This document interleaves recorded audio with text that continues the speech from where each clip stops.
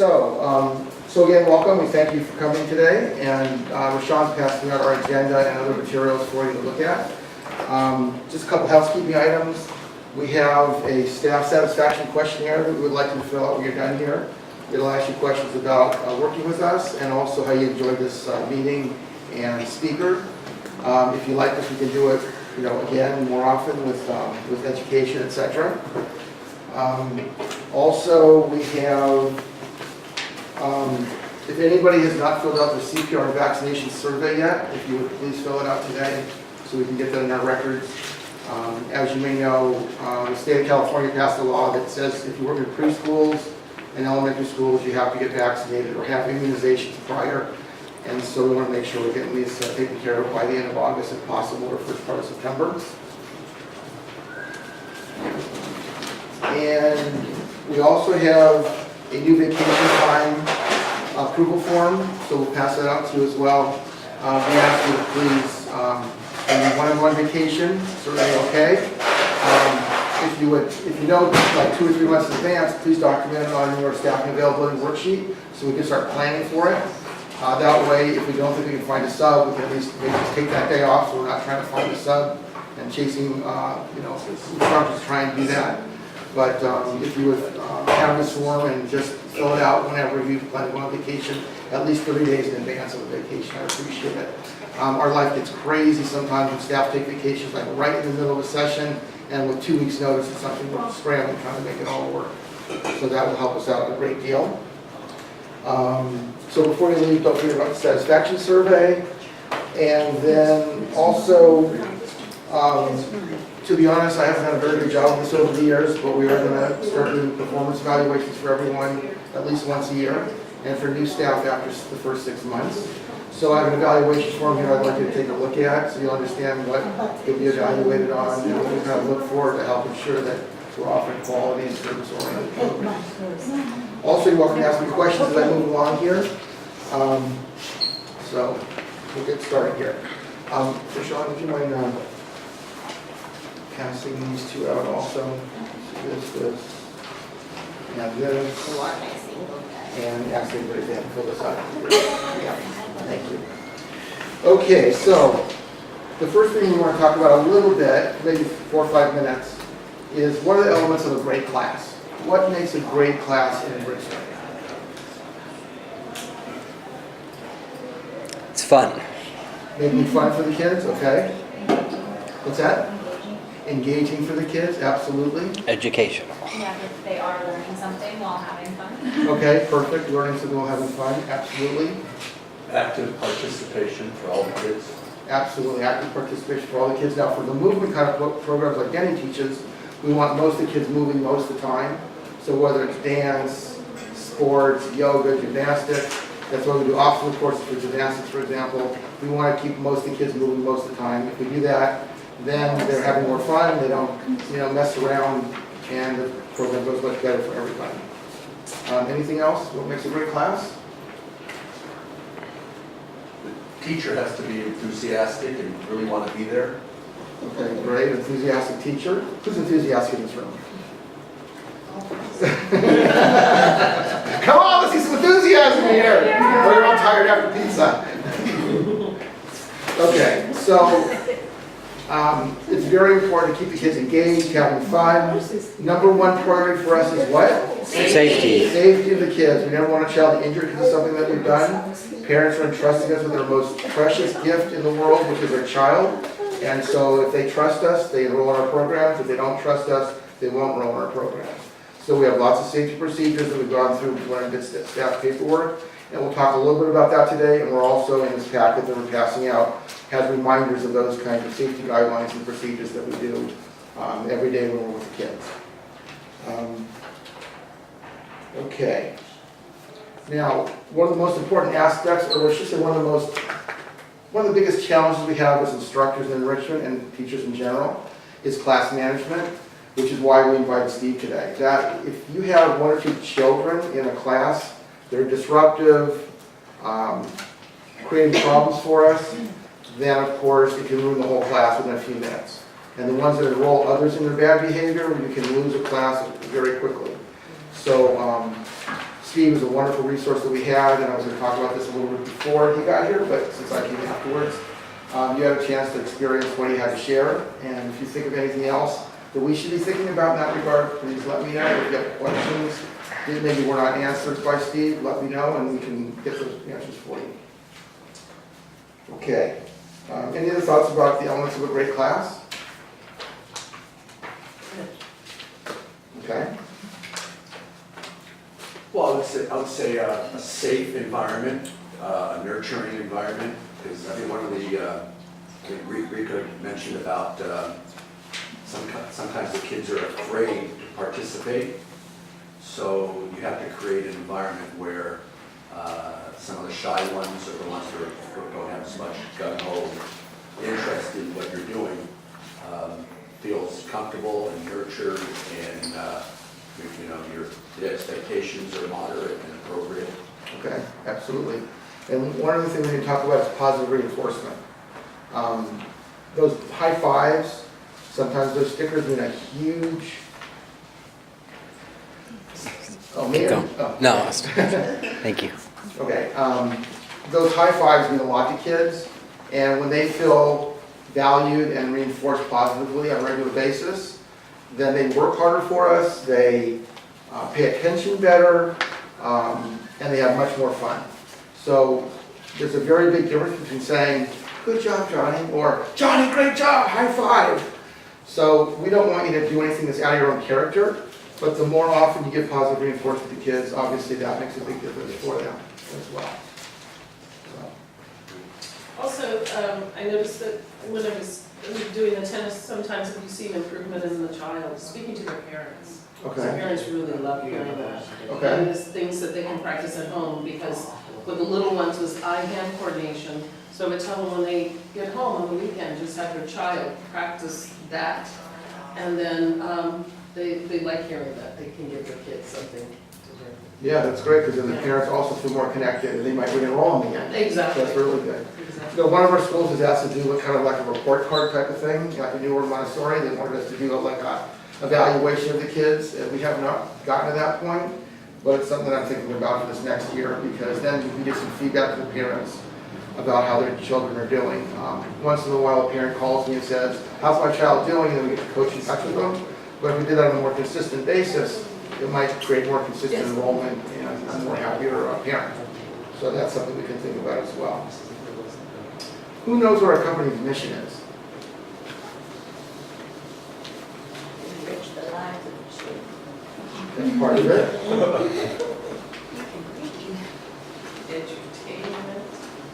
Entertainment and education.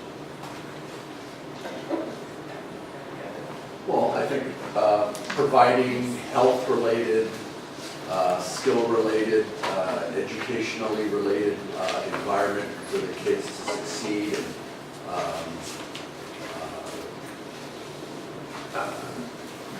that's a good start. So we have a mission statement on our website, and you should all know as well. It's to teach children healthy lifestyles and skills while having fun. So we want to teach them healthy things, and we want them to have fun doing it, and we want them to learn lots of skills while we're doing it.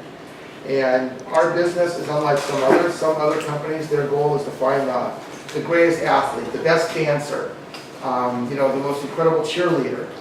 But our mission doesn't revolve around finding high-level athletes or high-level dancers, etc. We're here to hopefully provide services to the masses and get children excited about doing something physically active or mentally active, And so if we reach, 10,000 kids over a period of time, then we fulfilled our mission. If we find that one or two amazing athletes out of it, and we've had some parents tell us if a child has really excelled in sports, for example, because of things like what Coach Denny's done over the years, then we fulfilled our mission, and we've also helped that child gain some skills that allow him or her to really progress in what they do. So it's very, very important, to think about that as well. We want kids to be healthy. We want them to be strong. We want them to be respectful of each other. And so we teach them all these skills in our classes, which is so very important. The other corollary to our mission is to help parents raise healthy children. So when there's a child that's having problems and having issues, we can get involved in that. Sometimes we interact with parents at meetings. We've done some guest lecturing before in the past at a few schools. And that's another way that we fulfill our mission. Any questions about that? Okay. Also, I'll just mention to you, the reason I started with the healthy lifestyle thing originally is when I got into this business 21 years ago, I bought a franchise called Stretch and Grow. And Stretch and Grow is the largest fitness organization in the world for preschool children. We're in most major communities in the United States, as well as 11 countries throughout the world. And so I bought the LA County franchise, and that's what got me into this business originally. So originally we're all focused just on fitness and health issues for kids. But then as we progress, we end up teaching now over 40 different kinds of classes, which is what all of you guys do. So,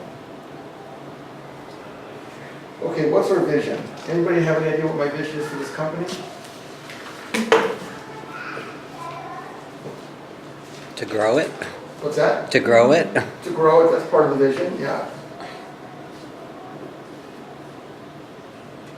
Maybe take branch off into, but like, you said you wanted like some of those programs and stuff. To specialize in some programs, like basketball. Well, as you mentioned, you started out with a single focus of fitness, and you expanded it, and so you want to grow and expand in as many areas as possible. Without going insane. Yeah. We're spread out very thin, geographically, types of classes we teach, focus on the different instructors that we have. So, one of the things we want to do over the coming, year or two is specialize in a couple of key areas, centered probably around sports, around dance, and a few others as well, like the Stretch and Grow Fitness program as well is another one that we want to expand into. We want to reach as many kids as we possibly can. During a given year, we teach about 4,000 students in about 30 schools and parks throughout Los Angeles. And my goal is to get to 10,000 to 12,000 over the coming 3 years or so. If we do that, we create more opportunities for our staff, we create more opportunities for our company. We get to reach more children and provide these great services for them. I think we add a lot of value to kids' lives over time. And so that's a big part of what we want to do as well, is really provide great service for them and enrich their lives. My two boys are examples of how this business could evolve. Not that it was intended that way, but my oldest son, Scott, is now a professional musician and plays guitar and teaches guitar. But we gave him all kinds of enrichment opportunities when he was growing up. He took karate classes and sports classes, and he was on sports teams, and he played clarinet in elementary and middle school. And then his uncle, when he was 10 years old, introduced him to guitar. And he fell in love with guitar, and so he's been playing guitar since he was 10 years old. And now he teaches guitar and he plays guitar professionally. So, we gave him a lot of opportunities to try things out, and he fell in love with guitar, and that's how he moved in his profession. And then our younger son, Josh, he also had the opportunity to try a lot of different programs. He wanted to be a filmmaker, as it turned out, and so we gave him an opportunity to go to filmmaking camp a couple times at Pepperdine, which were very, very expensive camps. But after he tried all these different activities and programs, he gravitated toward performance, not performance, but in terms of filmmaking. And so now he's pursuing his dream of being in the filmmaking industry. And now he's working for a company called ACA, which is a talent agency, which is sort of a stepping stone to his next set of programs. So our kids actually became sort of models for what our business has turned out to be. And I try to communicate that to parents every once in a while to let them know how valuable these enrichment classes can be, because some kids might gravitate towards sports, some might gravitate toward dance, some might gravitate towards some academic program like science or technology, which is where Lego Marty comes in. And so we want to get kids exposed to a lot of things and let them pick and choose what they like to do. And because we teach over 40 different kinds of classes, it gives kids an opportunity to try a lot of different things and then possibly find something that they really love to do for the future. And hopefully remain physically fit as they're doing it, as they enjoy sports and dance and things like that. So, Any questions about that? The other part of my vision for this company is that things run smoothly. We are spread very thin, both administratively and geographically, et cetera. And so we're working on developing systems that hopefully will allow things to run much more smoothly in the future. It's not an easy business to run, as Rashawn can probably attest to. We're working very hard to kind of create policies and procedures and systems that will allow the system to run smoothly. And we have a nice online registration system which helps with that. But there's other technology-related things that we're looking into to try and make that come together as well. So we'll keep you appraised of those things as they come along. One of them is what we call time clocks. It might be an opportunity, instead of having timesheets, eventually to do it so you can go on your smartphone and just put in there, you arrived at a location, left a location, and then it calculates your time. So you don't have to fill out timesheets in the future. So that's something that we've looked at over the last couple of years, and just haven't had time to deal with it, but it's something we hope to get to over the coming maybe 6 months or so. Okay, what are the top 10 management expectations of our staff? If you turn to the second page of the packet.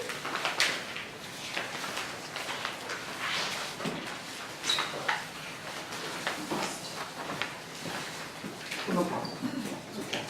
Thank you for coming today. Okay, we won't go into this in a lot of detail, you can read this, but a couple things I want to really emphasize to you is how important punctuality is. We teach in about 30 schools and parks throughout Los Angeles, but we'd probably be in 90 schools today, schools and parks, if so many of our past staff had shown up on time or even just showed up at all. When you have 60 or 80 or 90 schools, you have a really thriving business. When you're in 30 schools, we're doing okay, but at times we really struggle trying to make things come together with 30. So we want to do our best to build our business up, and a big part of that is relate to you guys. You guys are the face of our company. If you do a great job, kids love you, you show up on time, our programs flourish and our enrollment grows, and we build a great reputation.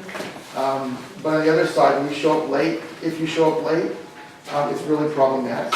So I want to emphasize how important punctuality is. I am not the role model for punctuality, as you can see here today. But when it comes to classes, I'm almost always there on time and early, because it's just very, very important to be there. And if you're ever running late, please call me. The requirement is you call me, call Rashawn, have our phone numbers on hand. If there's a coordinator like Kelsey over at Wish Charter, and call them if you're running late, because we have kids and parents that count on us to keep those kids safe. And if you don't show up, then it can really be a problem for the kids' safety. And also we want to get the classes started on time so that they get their full number of minutes of programming. So any questions about punctuality? So what we ask you to do from now on is to, when you arrive at a destination, either check in with the coordinator if it's a school like Wish, or if it's another school like New World Montessori or something like that, we want you to check in with the office and let them know you're there. Every once in a while I get a call from, I got one actually, this morning. No, yesterday morning. Sorry, yesterday afternoon. Director texted me at 2:20 and said, is so-and-so coming to teach class today? And I said, I don't know. I'll text him. I called him, and he called me back about 5 minutes later. I said, I'm already there. I'm just setting my stuff up. But he apparently didn't check in with the school office. And so he just went, bypassed the school office right down the hallway, set up, and she's wondering if he's even coming. So that creates lots of questions and problems that I end up getting involved and spending time dealing with it. So please check in with the school office. What we're going to do is ask schools to keep a notebook at some point this coming year, so that you can sign in and sign out. So we know that you're actually there, and we want you to be there 15 minutes when you check in, 15 minutes early. And most schools know that if you're not there 15 minutes early, then they're supposed to give me a call and let me know, so that I can then follow up and try and figure out what's going on and then problem solve on the situation. So, any questions about that? No?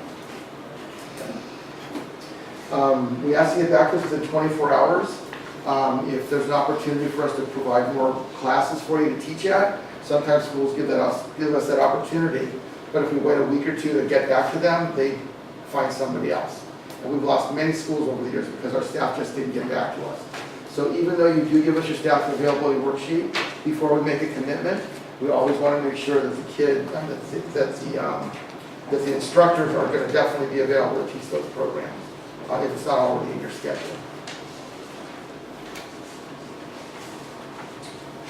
We talked about the vacation request form. Please use that in the future if you want to take time off during school or during breaks, etc., so we can know what's going on with you.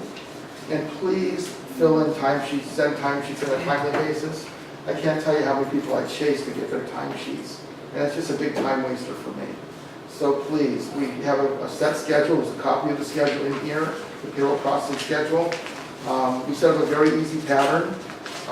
Every other Monday, the one Monday you get a timesheet, fill it out. The next Monday you get a paycheck. The next Monday you fill out a timesheet. The next Monday you get a paycheck. Also, Rashawn's been sending out email reminders on the Friday before the Monday to remind you to fill out the timesheet. And I still get 3 or 4 or 5 people, just don't turn them in on time. And then I start chasing them. And honestly, That's excellent that she does that. Thank you. I agree. And we want to just pay you on time, but we can't do that if we don't have the information from you. Okay. Annual review. So you should have a copy of the annual review that we're going to be doing in the future. If you would just take a look at that, if you have any questions or thoughts about it, I'm happy to talk about that as well. But you guys all come highly qualified. We go, as you know, we go through a very extensive process before we hire anybody. And then you get fingerprinting, TB testing, now immunizations. We spend a lot of money on those kinds of things to make sure that we've got great staff. And we check references, we do observations, we go through a very extensive process. So you guys are, I'm going to guess you're in the top 10 or 20% of instructors out there, just based on the process that we go through. And so I appreciate all of you so very much. We wouldn't have a business if it wasn't for you. This is a team effort. I and Rashawn are both instructors, but we're also the administrative arm of our business. But obviously we wouldn't have a thriving business without you. So I thank you for your work and your diligence and your efforts and all the great classes that you do teach. And hopefully we can get more hours for people who want more hours. I'm developing a relationship with some homeschool programs right now so that we can possibly get work in the mornings for people. In the past, most of the work that we do is the mornings are for preschool kids, but a lot of people don't like to work with preschool kids, and so and they're not always available. But if we get this homeschool market going, then we will have the opportunity to do that. And we have 3 possible locations all in the West LA area right now where we can do homeschool programming. And so now we're working on contracts and developing relationships with some families to hopefully coalesce that and bring that all together so we can bring more hours and hopefully closer and closer to full-time work for people. That would be part of my vision, actually, is getting people more hours, as close to 30 or 40 hours a week as possible. This business of enrichment is not designed for that in general, but we're going to try and push it in that direction as we move forward over the next year. So any questions about that, or homeschool programs or anything? No? Okay. So we talked about what makes a great class, and there's a sort of a list over here as well. Let's see. None of us is perfect. We all make mistakes in life. I'm not perfect. I'm sure none of you are perfect. I believe very strongly in feedback and constructive criticism. And so I hope that when we talk about certain things, that you will take it in that vein. It's all about learning experience. Life is just a great big learning experience as far as I'm concerned. And, we give people lots of chances to try and improve themselves and get better and better at what they do. And I hope that as we do evaluations and as we have conversations, that you'll take that in the spirit in which it's intended, which is basically to improve our programs and services so that kids get the best experience they possibly can, and then parents appreciate what we do, and then they enroll more and more in our programs. So anyway, I thank you for all the great work that you guys do, and hopefully we can all build this business and these programs together. Policies and procedures, we ask that you follow our policies and procedures. They're designed to make our lives a little bit easier administratively and streamlined, but also safety is incredibly important for us. And all these procedures relating to safety, for example, it's not about the everyday occurrence when you work with the kids. Those safety procedures are designed for the one time that someone's going to do something nefarious and try and hurt a child. Rika, thanks for coming today. Okay, have a good one. I will tell you that about 2 to 3 years ago, we had a kidnapping situation at one of our schools. This was a very difficult situation for us. Just very quickly, some mom decided to pick up this little 5-year-old kid and have a play date with her kid. And this is a mom from a different country, different culture. And she pretended like she was the mom of this child, went to our staff, signed the child out, took the child home, and then 10 to 15 minutes later, the nanny showed up and said, well, I'm here to pick up so-and-so, and it's, well, she's been signed out already. So honestly, what happened is our staff did not follow our sign-in, sign-out procedure. And that child ended up going home with the wrong person. Had she said, what's your name, and then checked the list like she was supposed to, that situation would never have happened. Unfortunately, she did not follow that procedure. This mom took this child home. The parents were frantic for about an hour. What happened was the teacher, both kids were in the same classroom, and the kindergarten teacher saw what had happened originally, and she just didn't really think of anything of it. It was just 2 kids going home for a play date. So when this whole thing came down, they found the teacher. The teacher said, oh yeah, I saw her go home. They called the mom, and within about 30 minutes after the call, mom brought the kid back. Parents were incredibly upset, of course. The kid was basically kidnapped. We almost had an Amber Alert. I've been doing this for 21 years, and at that point it was like 19 years, 18 or 19 years. And we've never had a situation like that before. But the reality is that it did happen because our staff didn't follow that procedure. So I can't emphasize to you enough how important that sign-in, sign-out procedure is for our staff, for our safety of the children, for liability purposes, and all of that. Anyway, any questions about that? No? Okay. If you turn the page, instructor's operational accountability checklist. So these are basically the things you need to do to make sure that things go well in your classroom. You can read those over later. But basically, we're going to ask new staff to fill this out for their first week for the classes that they teach, so they can get on the right path for the way we do business. And if you follow these procedures, then we're never likely to have any kind of a problem as long as this procedures are followed in the future. Occurrence screening criteria, those events that might happen that are very unusual. Tom, are we out of tape? No, we were out of battery, but I plugged it in. What's that? We were out of battery, but I plugged it in. It's fine. Oh, okay, cool. Okay. Occurrence reporting criteria. If any unusual event happens, especially any of those on this list, please let me know. Fill out an occurrence report. If a child is injured, if you're injured, if you're late to class, we ask you to fill out an occurrence report so we can track what's going on and hopefully manage it in a more effective way. On this next page is the occurrence report that you can fill out and send a copy to me and to Rashawn so we both get it. And also, if a child is injured, I ask you to call me and let me know that also, because I like to call the parents that night and say, how's your child doing? And that's how we keep good relationships with the families as well. Any questions about those things? Okay, safety guidelines. You can read these on your own, and everybody has signed this already in the past. But as a reminder, safety is our #1 priority. We never want a child injured because it's something that we've done. So if you follow these procedures and guidelines, we will most likely never have a problem. Working with challenging situations with students. Steve touched on a lot of this stuff as he talked today, but you can read that at your leisure. The next page is the payroll processing schedule. So if you follow this, you'll never send a timesheet late in the future, and that would be greatly appreciated. Timesheets. Let me just talk about this for a second.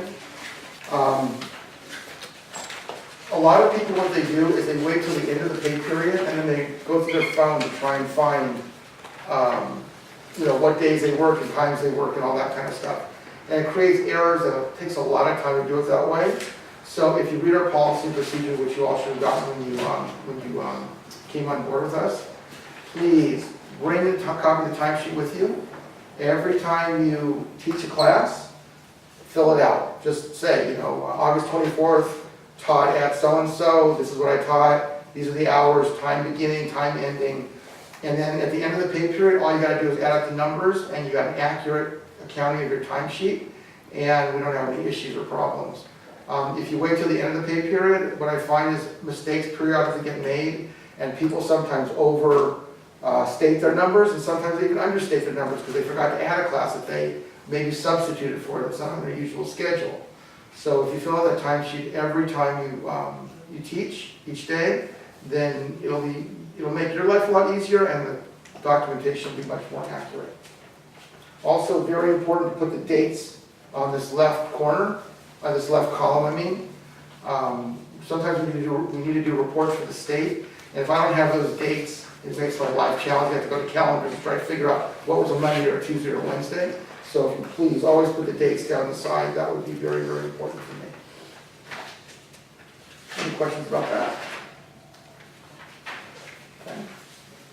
Operational procedures. Rashawn especially has been working a lot on this with some of the schools, and I need to get my act together and actually do it for the ones in West LA. And basically, we want you to have information on all the schools that you teach at. Things like who's your contact person, numbers like Steve's number, what's the parking situation at the school, where do you meet the students, and things like that. So this is just an example of one operational procedure that we're going to do at a school. And hopefully by the time we all start teaching in September, every school will have one of these. So that way you can look very quickly at what you're supposed to do, who your contact person is, et cetera, et cetera. So any questions about that? No? Okay. Non-compete agreement. This is something that I would just like to remind you of. We spend a lot of time marketing, promoting our program, building school relationships and things like that. And so this document is designed to prevent conflicts of interest between our company and our staff. And I ask you not to violate the terms of that agreement. We've had a couple of staff who've done that in the past, and it's created a nightmare for us and for them. This is a very important document to us. It's a very liberal policy. We just ask you not to steal our business, basically, and try and pull off programs or students or take over schools that we're in. There's over 2,000 to 3,000 schools and parks in Los Angeles County, and we don't want to impede your ability to earn a living. So you of course can go to any one of those. Let's say we're in 40 locations and there's 3,000 out there. You can go to 2,600 or 2,960 locations and get a job or contract or whatever. But the 30 or 40 that we're in, we ask you not to violate the terms of this agreement. So does that make sense to people? We just basically can't poach the students from 5-star into other places where we're allowed, but that's the breakdown, right? We're allowed to work at the places, we're just not allowed to intermix any of the kids or suggest that they go elsewhere, that kind of thing, right? Yeah, like for example, let's say somebody wants a private dance lesson, or a private gymnastics lesson or something like that, or a birthday party. What I ask you to do is take That would them. still go through you. Huh? That would still go through you. I would ask you to just take down their name and phone number, and we'll be happy to let you do it. For birthday parties, we pay pretty well, $75 for an hour and a half birthday party. So up to like 18 or 20 kids with 2 instructors. So we just ask you not to violate the terms of the agreement because it makes things messy. But you can work in any dance studio you want, gymnastics studio, martial arts studio. You can work in any park program you want to. You can start your own business if you want to. It doesn't prevent you from doing any of that. We just don't want you to poach our clients. It takes you sometimes 10 to 15 years, knocking on doors once or twice a year for 15 years to get a school. So I hold those relationships very proprietary. And all the schools we work with know that we hire great staff. And so a few times they've tried to hire our staff away from us. And I've reminded them that that was not cool, and they basically backed out and didn't do it. But we try to accommodate where we possibly can. But the one or two times I found that we did that, it really created a problem for us. So really, I would just ask you to find jobs outside of the 30 or 40 locations that we're teaching at, and just not encroach on our business. So, does that make sense to everybody? You have any questions about that or concerns about it? Or? I have a question about that.